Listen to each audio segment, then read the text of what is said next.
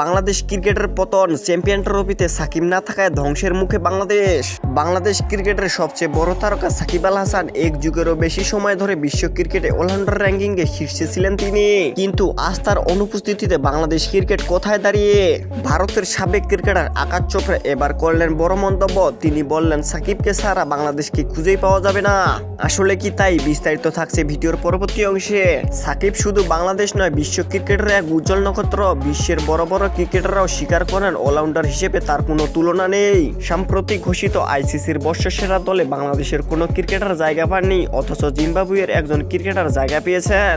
একাদশে কেউ নেই। বাংলাদেশ ক্রিকেটের হলোটা কি? সাকিব নেই মানে দলটার নাম আর কোথাও পাওয়া যাবে না। ওয়ানডে, টি-20 টেস্ট কোথাও কোনো বাংলাদেশি নেই। জাতীয় দলে সাকিবের অধ্যায় প্রায় শেষ। যদিও তিনি চ্যাম্পিয়ন ট্রফি খেলে ওয়ানডে থেকে বিদায় নিতে চেয়েছিলেন, কিন্তু নিষেধাজ্ঞা ও ফর্মের কারণে স্কোয়াডে জায়গা মেলেনি।